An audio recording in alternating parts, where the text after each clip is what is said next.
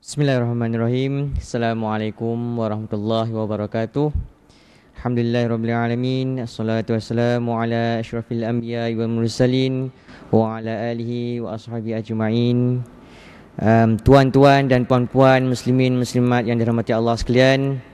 Jadi insya-Allah pada hari ini saya selaku daripada wakil tabung amanah zakat MMU dan juga mewakili Telekom Malaysia, Zakat Selangor, Yayasan Universiti Multimedia dan juga MMU sendiri.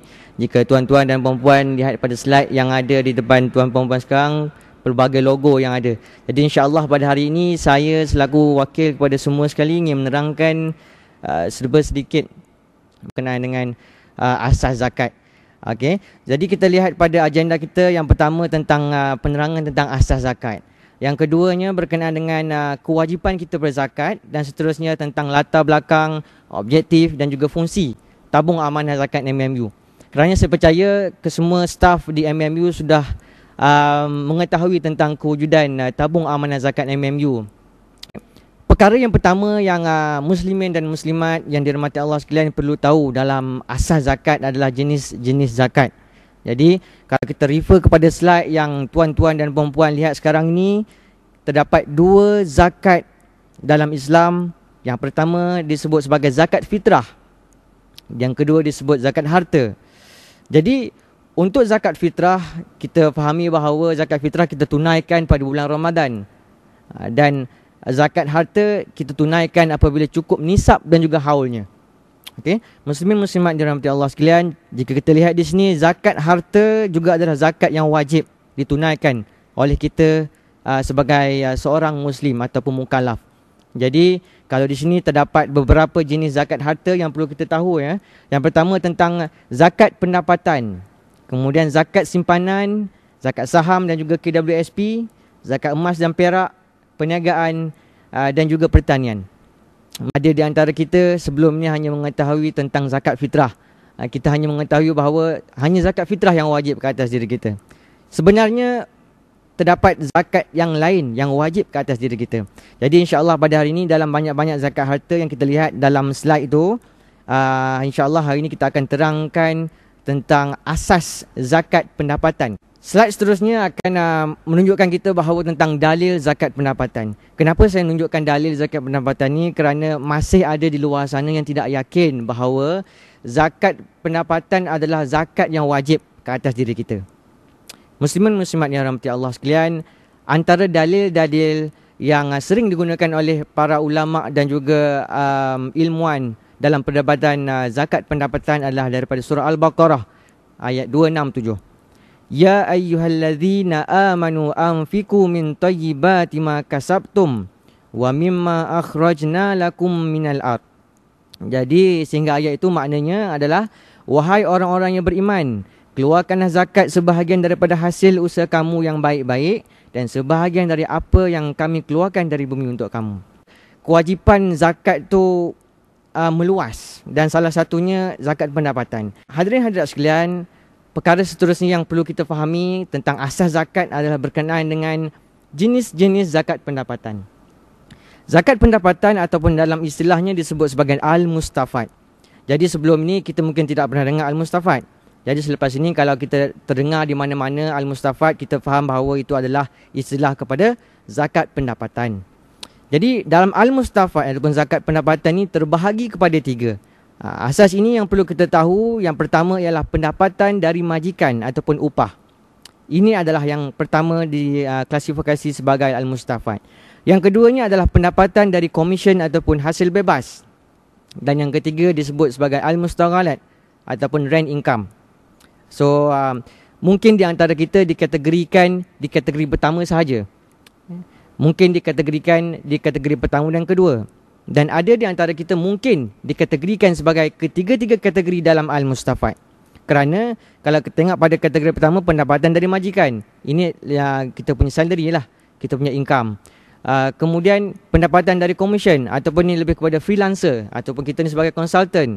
Itu dikira sebagai Al-Mustafad. Dan yang ketiga, Al-Mustaghalat ni rent income. Contohnya kita ada hotel ataupun tanah ataupun rumah yang kita sewakan dan kita mendapat hasil daripada tanah ataupun rumah yang kita sewakan tu. Jadi hadirin hadirat yang dirahmati Allah sekalian, pengiraan zakat pendapatan ketiga-tiga al-mustafad ini perlu diambil kira. Baiklah, kita seterusnya kepada had kifayah ataupun tolakan. Apa itu had kifayah? Had kifayah ialah keperluan asasi. Dia mengambil kira dari segi makanan, pakaian, perubatan, pelajaran, pengangkutan dan juga perlindungan. Dia ada 6 ciri-ciri dalam keperluan asasi ataupun had kifayah. Jadi had kifayah ini ditentukan di setiap negeri. Maknanya di setiap negeri had kifayahnya berlainan kerana keperluan atau asasinya berlainan dan juga living costnya berlainan. Jadi saya ingin membawa anda semua sekali pergi kepada jadual. Okey, kalau kita lihat kepada jadual ini, jelas menunjukkan bahawa terdapat beberapa kolom yang perlu kita fahami. Yang pertama, kolom pertama ialah pendapatan kasar kita bulanan. Kolom yang kedua adalah kaedah A tanpa tolakan. Kaedah B dengan tolakan had kifayah. Jadi kalau kita lihat di sini kaedah A dan kaedah B, apakah perbezaan di antara kaedah A dan kaedah B? Kaedah A tanpa tolakan maknanya zakat pendapatan kita yang kita peroleh bukan secara bersih, ialah pendapatan pokok kita, terus didarabkan dengan 2.5% dan inilah jumlahnya. Kaedah B ialah dengan tolakan had kifayah. Bermakna jumlah pendapatan pokok kita ditolak dengan had kifayah ataupun keperluan asasi dan balance-nya barulah didarabkan dengan 2.5%. Jadi itulah perbezaan antara kaedah A dan juga kaedah B. Kerana kita lihat di sini jelas menunjukkan bahawa jika kaedah A, jika pendapatan kasar bulanannya adalah 1,400 hingga 1,500, RM38 menggunakan kaedah A.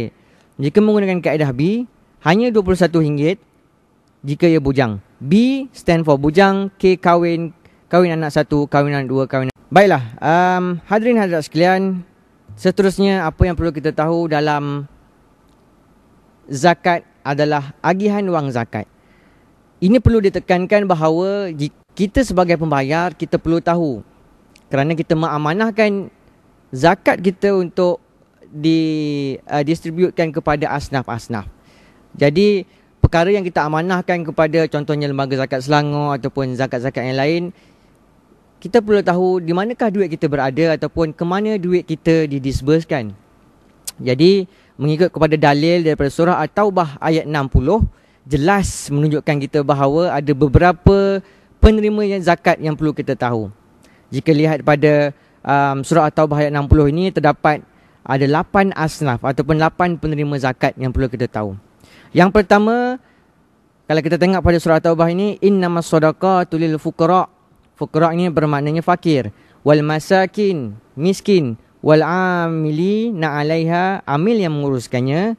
Wal mu'allafatin qulubihim, wa fil riqab. Wal gharimin, orang yang berhutang. Wa fi sabilillah, yang memperjuangkan di jalan Allah Subhanahu Wa Taala. Wa ibnis sabil. Ibnu Sabil ini adalah musafir yang kehabisan bekalan. Pengenalan tentang tabung amanah zakat MMU. So antara objektif kenapa saya di sini adalah ingin menerangkan hadirin hadirat sekalian berkenaan dengan penubuhan tabung zakat MMU yang ditubuhkan pada 1 Mac 2011. Jadi penubuhan ini sebenarnya adalah hasil usaha Yayasan Universiti Multimedia dan juga Multimedia Universiti sendiri untuk memiliki status penolong amil. So apakah kelebihan status penolong amil ini? So status penolong amil ini, kelebihannya kita sebagai Multimedia Universiti dilantik Lembaga Zakat Selangor untuk mengutip zakat harta yang disenaraikan sebentar tadi, dan kita berpeluang untuk mendisburskan zakat harta itu sebanyak 1/3 daripada collection kepada asnaf-asnaf yang terdapat di kampus kita, di Cyber dan juga di Melaka. Jadi muslimin muslimat yang dirahmati Allah sekalian, fungsi dan tanggungjawab yang jelas tengok pada slide ini seperti yang kami beritahu tadi berkenaan dengan kebenaran untuk mengutip wang zakat. Zakat pendapatan, zakat perniagaan, zakat simpanan, zakat saham, KWSP, emas dan perak. Dan dibenarkan untuk mengagihkan kepada 5 asnaf. Jadi kalau kita lihat tadi kita ada 8 asnaf. Tetapi sebagai tabung amanah zakat MMU, kita cuma dibenarkan untuk agihkan kepada 5 asnaf sahaja. Fakir, miskin, fisabilillah, mu'alaf dan ibnu sabir. Hadirin hadirat sekalian, perkara yang terakhir ingin tekankan dalam pengenalan tabung amanah zakat MMU ni berkenaan dengan objektif kita. So, apakah objektif kita? Yang pertama, membantu meningkatkan taraf dan kualiti asnaf dan komuniti Islam di MMU, TM Selangor dan juga Malaysia amnya. Kemudian, membantu meningkatkan tahap ketulusan dalam kutipan dan pembahagian zakat. Di sini, mengapa ingin tekankan tentang objektif yang kedua ni? Kerana dalam istilah lainnya adalah ketulusan dalam pembahagian zakat. Seperti mana yang saya beritahu tadi, apabila kita membayar zakat, kita perlu tahu ke mana wang zakat kita pergi. Jadi sebagai tabung amanah zakat MMU, kita bertanggungjawab untuk menerangkan kepada pembayar-pembayar sekalian ke mana wang zakat kita pergi, iaitu kepada asnaf-asnaf kita di MMU, pelajar-pelajar dan juga staf-staf. Hadirin hadirat sekalian, ini adalah carta organisasi tabung amanah zakat MMU. So, kenapa kita perlu tahu tentang carta organisasi ini? Kerana tabung amanah zakat MMU ni adalah tabung kita dan kita perlu tahu siapakah di sebalik tabir di tabung amanah zakat MMU. Jika kita lihat di sini, tabung amanah zakat MMU dichairkan oleh Dr. Faridah dan members ni adalah Tuan Haji Zamzuri, Datin Sri Sharifah, Madam Nolala dan juga Madam Zakiah. Dan Jawatankuasa Agihan Zakat terdiri daripada chairpersonnya Dr. Hairul dan membersnya Ustaz Tohar, Dr. Hisham daripada FBL, Ustaz Najib, Mr. Nizam Syamil, Madam Haili daripada OISM, Mr. Rosli daripada HCM, Mr. Fazizi daripada Finance, Madam Zakiah daripada YUM dan juga saya sendiri daripada YUM. Okey, hadirin hadirat sekalian, fungsi carta organisasi tabung amanah zakat MMU ini, kalau kita lihat di Jawatankuasa Agihan Zakat, mereka lebih menekankan kepada recommendation siapa yang patut penerima zakat. So ada beberapa SOP yang mereka patut akur dalam pengurusan zakat, seperti proses interview, proses pemilihan, shortlist dan selainnya. Jadi ini adalah rumusan daripada pelantikan kita sebagai penolong amil di negeri Selangor. MMU dan juga TM akan direct ke TSZ MMU dan TSZ MMU akan berurusan terus dengan LZS, dan LZS mengamanahkan 1/3 dari kutipan untuk diagihkan kepada asnaf-asnaf yang terdapat di MMU sendiri.